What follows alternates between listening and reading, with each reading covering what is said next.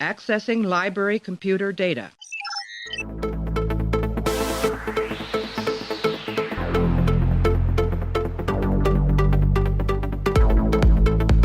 And to make sure history never forgets the name Enterprise.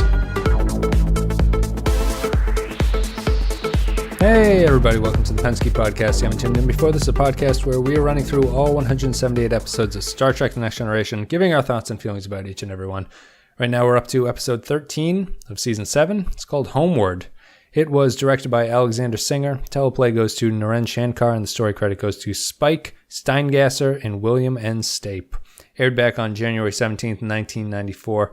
In this episode, Lieutenant Worf, the Klingon Chief of Security of the Federation Starship Enterprise. All right, I didn't think that was necessary in the Wikipedia entry, but anyway, Worf's got to work with his human adopted brother Nikolai Rozhenko, a Federation anthropologist, to save a small segment of natives from a primitive alien culture on a dying planet.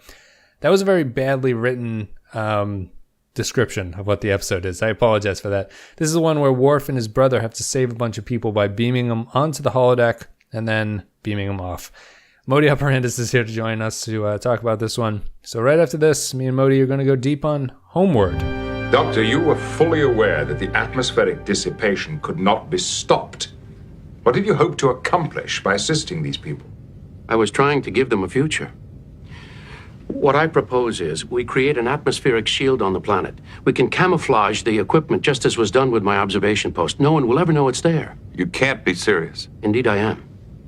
I realize it will only provide atmosphere for a limited area on the surface, but it will be enough to save one village. I have no intention of compounding what you have done by committing another gross violation of the Prime Directive. Captain, the Boralans have a rich and beautiful culture, a deep spiritual life. They deserve the chance to survive. And isn't that what the Prime Directive was truly intended to do? To allow cultures to survive and grow naturally? Not exactly. The Prime Directive was designed to ensure non-interference. But aren't we interfering either way? If we take no action, it's a conscious decision to let the Boralans die. Exactly. We have the power to save some of them. All we have to do is exercise it. We are sworn to uphold the principle of the Prime Directive, and until that is changed, there is no further course of action that we can take. Is that understood? Modi, it's the episode we've all been waiting for. Michael Dorn without his Klingon makeup. Oh, yeah. And it's finally happened. Season 7. Yeah, finally, yeah. He doesn't look exactly like you'd expect. I'm always a little bit surprised by how he looks. It's the Klingon makeup does a very good job of changing his face. Obviously, that's what it's supposed to do, but it certainly does that in a way. Anyway, how are you? How'd you enjoy Homeward? It was all right. I don't know. There's some problems with it. I sort of, last time you were on was for Inheritance, and I kind of spoiled at the end of that episode that we were going to be talking about Homeward, which is something that I don't consider to be a very good episode. If people basically want the TLDR for what I think about this one, it's this is basically a slightly better version of Masterpiece Society, but it's only slightly better. If you don't remember that, go back and listen to my Masterpiece Society episode. But I consider Masterpiece Society to be the worst episode of whatever season that was. I think it was season 5. And it dealt with the Prime Directive in a similar way that this one does.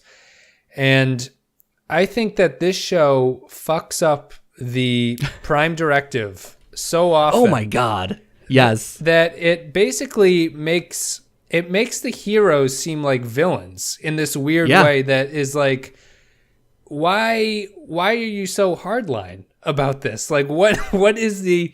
You break the Prime Directive all the time. Every other episode, you're breaking the Prime Directive for one reason or another.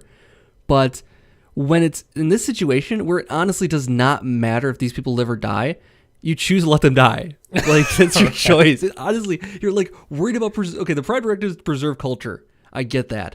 But if there isn't a planet anymore, they're just going to be dead, then you can't screw it up. Like, right. There's nothing. It would be nothing. To save the people, explain to them what's going on. Say, hey, you know what? You guys should be dead right now. We are gods that saved you. Go about your business. We're going to put you down on this planet over here. Okay, take care. I mean, the Prime It's Directive, just ridiculous. right, seems to be that you shouldn't interfere with a culture by sort of providing them with the resources of the Federation at this point when they're not ready for it. I don't understand what the conflict is between allowing them to know that you exist but not giving them anything. There's no... Yeah. What this episode basically says is that after they had beamed these, whatever the fuck they're called, this generic alien race onto the Enterprise, the episode seems to think... Yeah, the Boralians or something? Boralian, yeah. The episode seems to say that if Picard had gone in with a phaser and killed them all, that would have been the best way to go about fixing the problem. Prime Directive saved. Because you're better off having a bunch of dead people than people who know that you exist in some way. It's ridiculous. It's an absurd thing. And they also paint Paulie from Goodfellas as the villain in this episode. Paulie. When he's the only person making any fucking sense about what he's talking following about. his heart. He's not subject to the dogma. He even calls Prime Directive dogma. Like, yeah. It's ridiculous because, again, they break Prime Directive all the time. Then secondly, it doesn't make a lot of sense that they can't save these people who are going to die. Anyways, I take the Prime Directive as like the Hippocratic Oath, like you do no harm. Right. And if there's no harm, you're operating on a cadaver if these people's planet is gone. Yep. So just do what you want to do. Follow what's right morally. But instead, for some reason, this time, Picard's taking a hard line on the Prime Directive. He's like, you let them die. You leave them down they there. Must send them back, take away the technology that's keeping that cave alive, and we're going to leave. We're gonna move on. And then at the end... We're gonna sit up in the atmosphere and watch it happen, which is what actually they do. And it's very... It's a very Clockwork Orange. He like makes them watch. He's like, look at the screen. Look at what we've done to this people. Yeah. Yeah, and then at the end, I feel that Picard makes absolutely no sense as a character throughout this episode because by the end of it, he's like, well, it's a shame that guy killed himself. I would have liked to have gotten to know him. Yes. And it's like, what are you talking about? Why was the door open? Why didn't you lock the holodeck door? You wanted him dead a little bit ago, and now you're like, oh, I wish I got to know him. Like, oh, no. So okay, you're saying that Nikolai is right, is what you're saying. Right. Yes. Without sort of acknowledging it, they just turn Picard on his head. And, I mean, it's the better way for the character to be, but there's no explanation as to why he gets to this point. I took that... This is my like thinking of as a writer kind of thing. I took that line as a dig of someone doing the rewrite on the script somehow. Like they had it written. They had it, like the line of "I wish I got to know him better." Oh, I took that as a writer's dig of someone having rewritten that character differently. Yep. And having him a bigger focus in the episode, and then the writer writes that line. It's like, "Oh, I wish I would have got to know him better." It's like it's the writer's code to the other writer saying, "Hey, I wish you hadn't cut my script apart doing this." I wish we had more pages to get to know this character. Because the idea of a primitive guy coming to the Enterprise is at least a little more interesting. And they could have explored that somewhat more here, but he gives it's seppuku or whatever, so he just gets that's right, yeah. He just can't take it, and they give him like two options. He doesn't like either one, and he can't live with himself, so he offs himself off camera. I have a lot of problems with the alien race. I do want to sort of give a general description about the episode before that, though. So, Worf meets his half-brother, who is apparently doing the thing that in the Who Watches the Watchers episode, where he's on the planet, I assume, sort of pretending to be one of them as they get to study this alien race. The planet atmosphere explodes or something, so everyone's dying on the planet. Picard wants to kill them all. The scientist disagrees, and he says, no, I'll beam them onto the I actually think this is the best part of the episode. The idea that beaming them onto the holodeck to continue the ruse of them living as you travel to a new planet, and you can change the holodeck to match that planet. So what they have to do is Worf and Nikolai, his brother, have to go in the holodeck and lead this alien race through the holodeck till the Enterprise gets to a planet where they can just beam them down.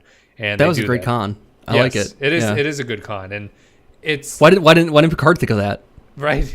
I think Picard realized he was fucked because in the Ready Room scene where he's talking to Paulie, he says that he basically immediately just switches over to, okay, we're going to do this. Okay, well, this will work. Yeah, we'll do this thing. I guess it's like It's like the die's been cast kind of thing, maybe. Yes. Like he's just like, okay, well, this is how it is. We go forward instead of worrying about what happened before. We got nothing else to lose. So Yeah. I think this is a critically flawed episode. The major flaw is the Prime Directive, that no one on the writing staff really seems to understand what the Prime Directive means.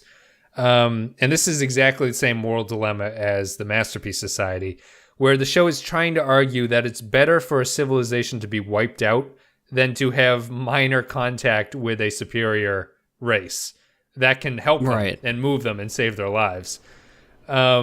Which is... Then again, I was thinking at the end of this episode that like they're going to be on this new planet and like they're going to get some type of new malaria from this new planet and die like within a week.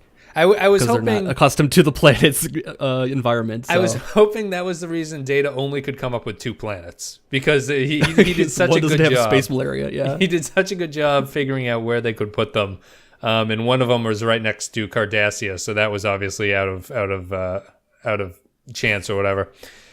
I think this is a critically flawed episode that actually holds together better as you're watching it than you would think it should. Would you agree with that?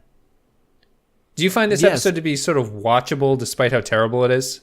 Yeah, I do. I did kind of enjoy this episode, actually. I don't mean to taint whatever you thought about, but what did you enjoy? It's got problems, and I still will probably give it a 3. But yeah, still. So you found it watchable, I guess, would be the way. Yeah. Interesting. I like the idea of I love the idea of Nikolai, who's just kind of just does what he wants, follows his heart, and is just optimistic always that it's going to work out. Like he tells Worf, it's like, oh, we'll figure it out. It's going to be fine. We're going to figure it out. Like it's like, you don't know that for sure, buddy. You're just guessing. And I just appreciate the confidence, though. I appreciate his confidence. I was wondering, does this episode need him to be Worf's half-brother?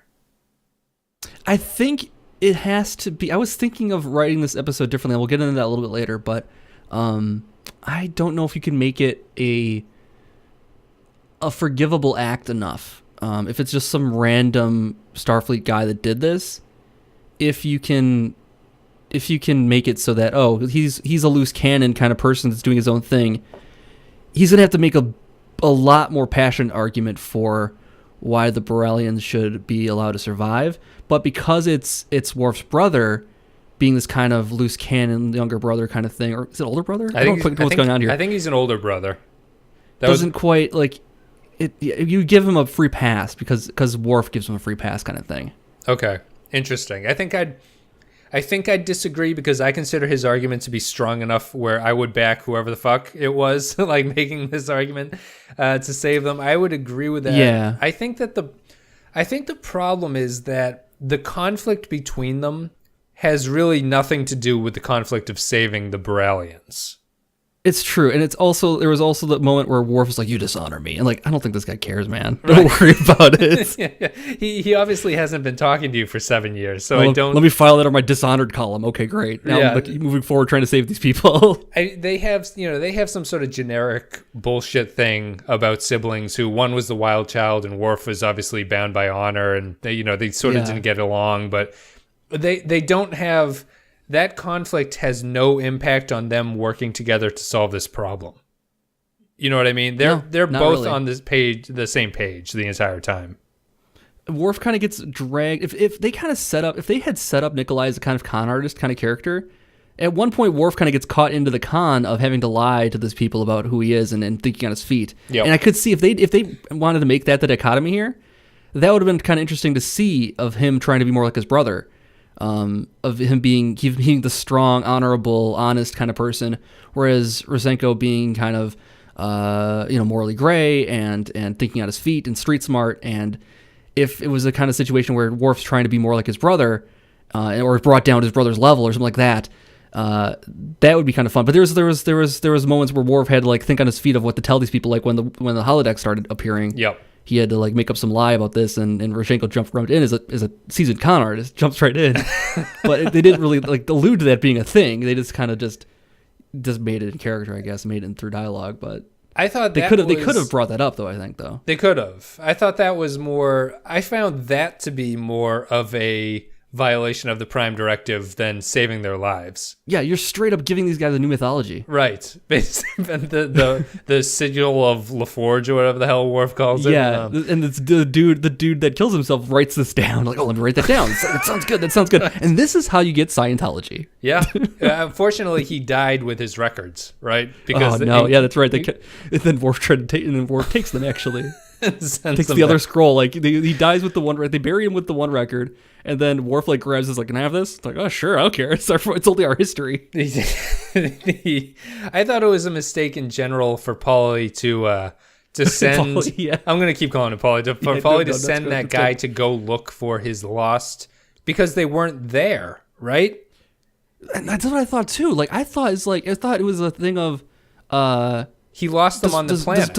Does Paulie let him go, or does Worf let him go? I think it's Paulie. I'm pretty sure. Because I thought that was what it was too, because I was like, okay, they've left that planet. He can't go back for those. They're not there anymore. But he finds them. So that means they were walking around. He left them while they're on the holodeck, which means they're like 10 feet away. The holodeck's like updating in this guy's mind of what everything looks like. I just thought it was, they know that the holodeck is fritzing out. I think it's asking too much to send somebody off to make the holodeck generate his own little area. Yeah. You like, that seems unnecessary to me. Just tell him to stick with you. You're all going to stay in this room together. And we're going to look at we're going to move slowly so that the holodeck has time to catch up with us. When they get to these big space kind of episodes in the holodeck, it always bothers me. Yeah. Because the holodeck, it seems like it's like a broom closet to me. It's not even as big as the gymnasium like they've been in other places. Like, it just seems like a little, like, 15 by 15 room, and someone's replicating this gigantic cave system where they can all be in different places at once. The fencing arena is bigger on the ship, I think, than the holodeck is. Yeah, it is. Or that weird sport that they play with the sticks. Yep, that Riker does all the time. Yeah, Jitsu, and the shooting range is obviously huge.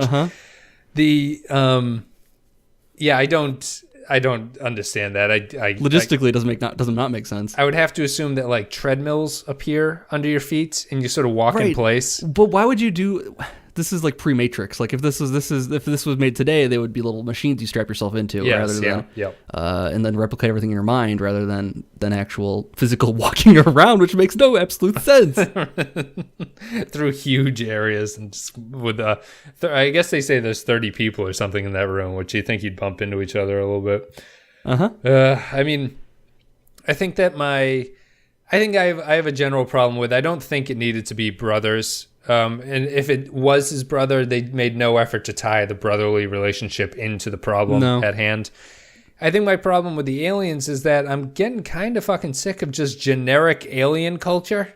That wears like a humans hat with weird stuff on their face. Yeah, and like, and is primitive, and that ties into my problem with the whatever the guy's name is, the guy who gets off the holodeck, which is another sort of what like is his name? Yeah. He is a Boralian. His name is Vorin. Vorin, yeah. When Vorin gets off the holodeck and he starts walking around, the entire episode has been Picard talking about how this would be a catastrophic thing, right? Yeah. However, every alien species that encounters them handles it very well. To the point where it doesn't make a lot. Like if he had, he's talking later on. He's like, "Well, I can't go back because you've shattered my belief system," and like he's very calm and collected about his belief system being shattered. Where he's like, what am I going to do? Go back and have this thing where I know that there's spaceships and I can be in a better situation?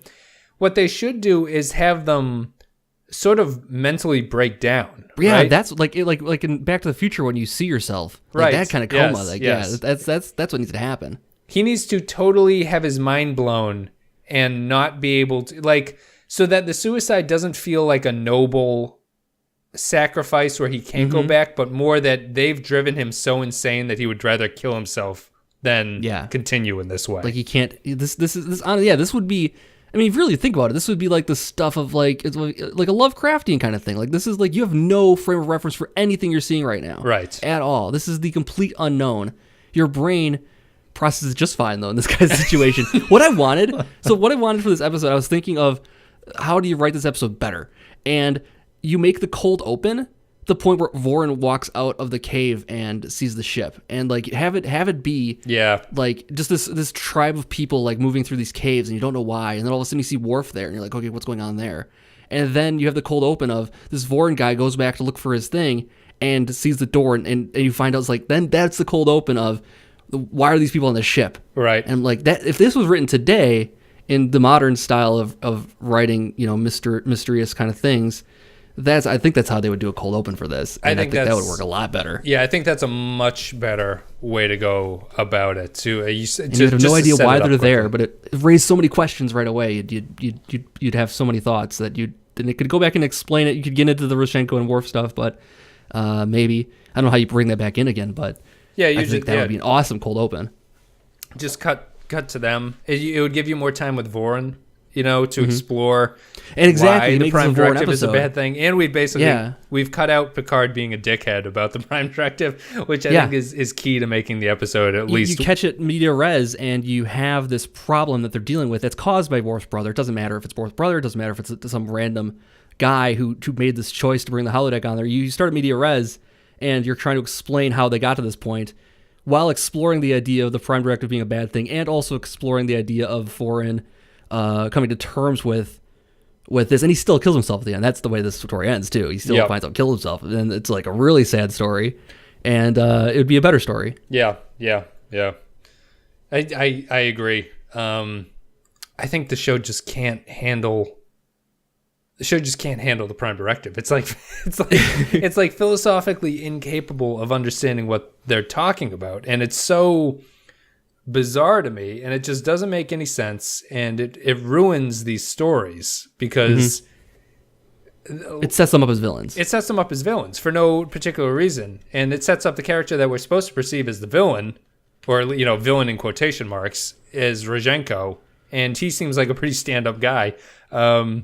They try to hint that he's a little bit dubious because he knocked up one of the aliens, but it's like, who cares? Like, that's not even a bad reason. He's morally gray. That's fine, though. You want those kind of characters. You want that to be a morally gray question. You don't have, but if you make it all about the Prime Directive and no other reason besides that to stop these people from surviving, it does make you a villain. It makes it all melodramatic, and it turns that whole thing on its head. Yeah. Whereas if they had a good reason for Picard to not want these people to survive, I don't know how you do that, but he has to come up with a better reason than just the Prime Directive.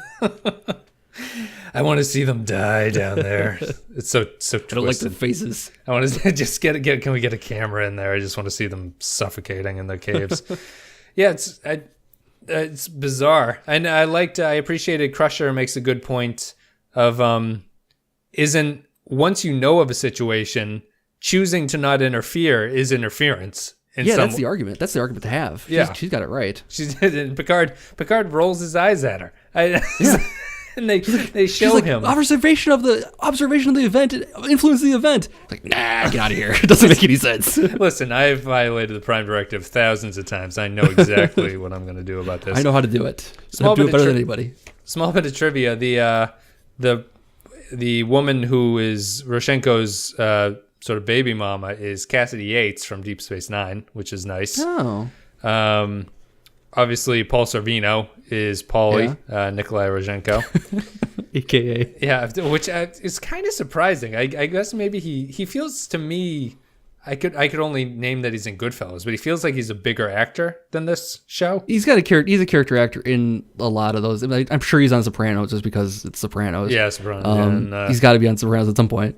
I'd imagine he's probably in every single Scorsese movie, and you just don't know about it. He's always the background someplace. Yeah, right.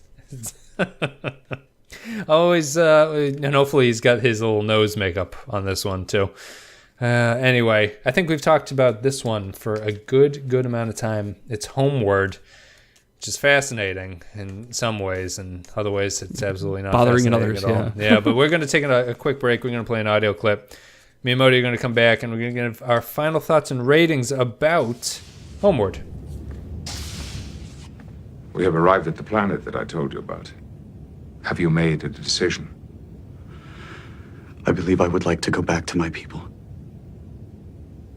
I see. What do you intend to tell them? I don't know. If you tell them the truth, what will happen? Will they believe you? I'm not sure. It is a fantastic story. Perhaps they will think that you have had an hallucination, or that you're insane. I don't think I would like to live the rest of my life knowing what I know and being regarded as a madman. On the other hand, they may believe your fantastic story. They would learn about alien worlds, starships. That would be disastrous. It would destroy everything they believed in.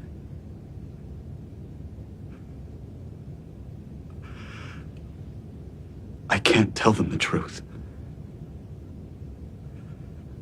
But I don't think I can live with a secret. All right.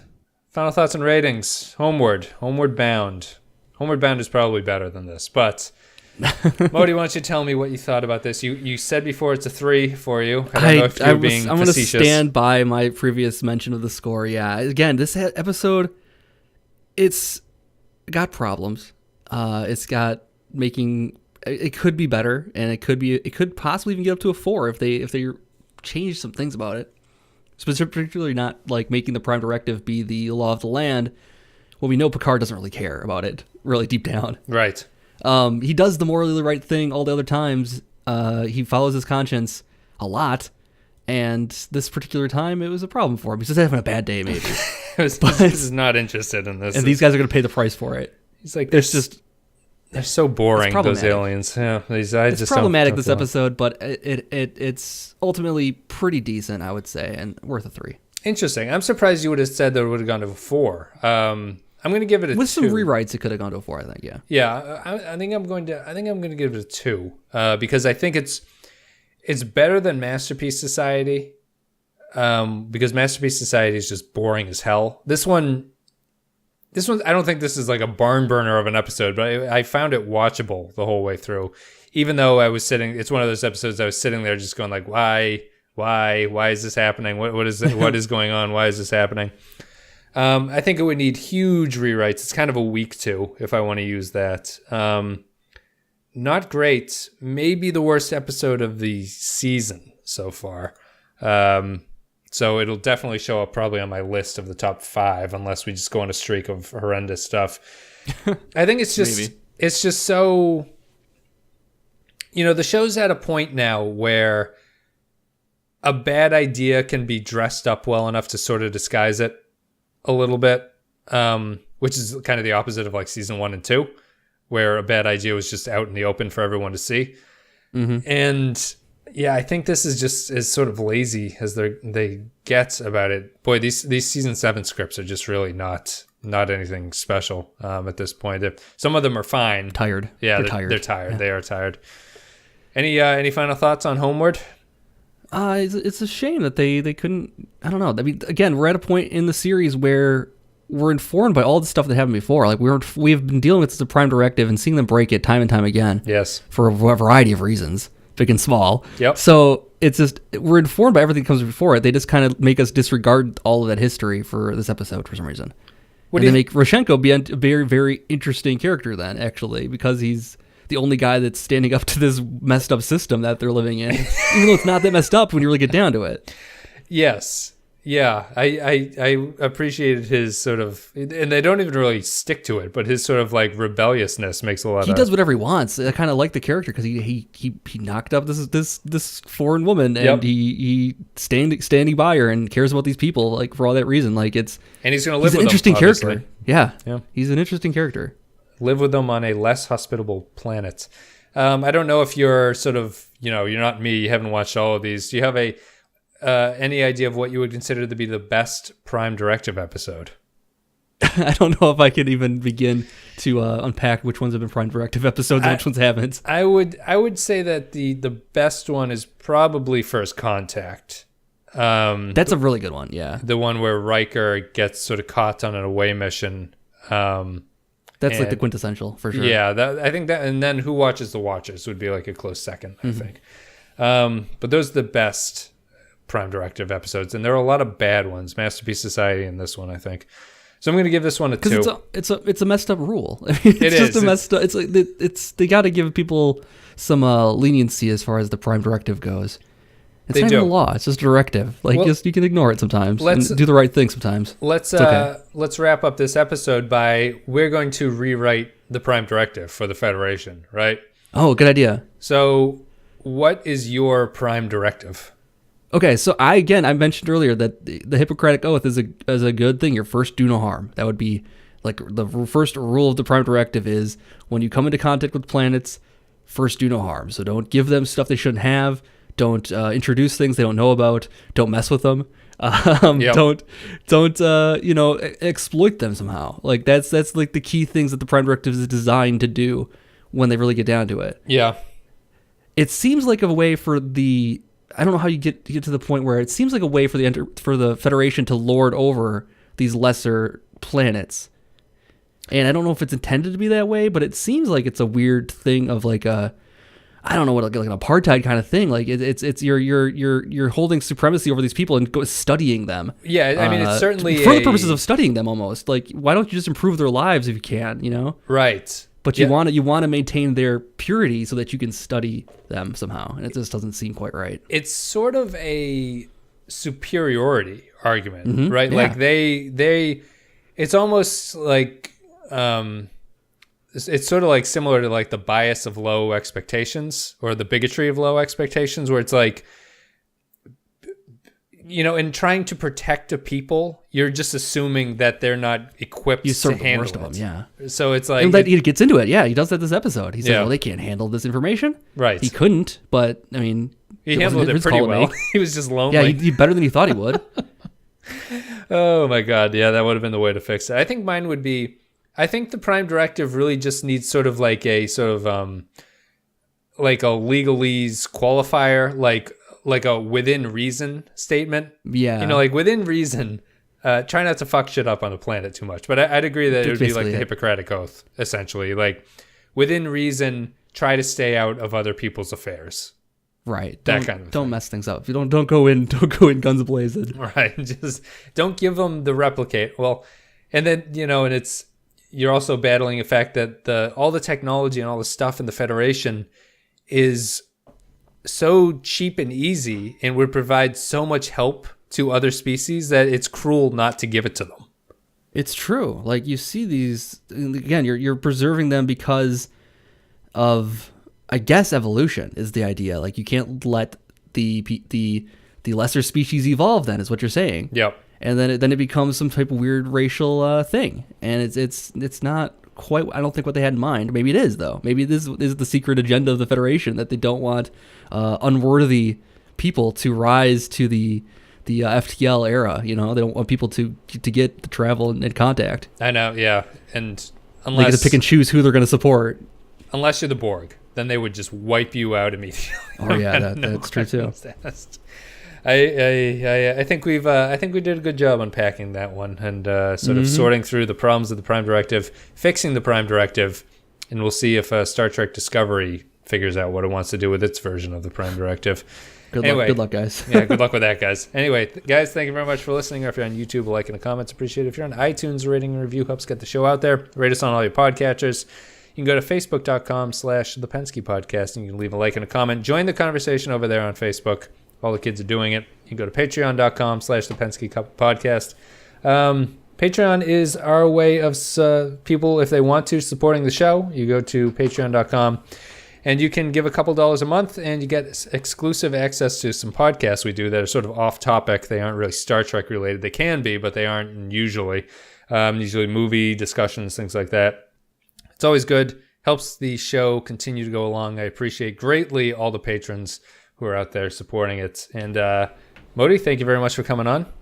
Anytime. You guys can go to Modi's channel. I'll put a little link in the description for it. Otherwise, you can rate on the poll this episode. I always forget to do that. I need to write down a sheet of all the stuff I need to run through with these podcasts. I'm trying to get better. I know I never put the links in or anything like that, but I will do it this time. Guys, thank you very much for listening. I will see you next time.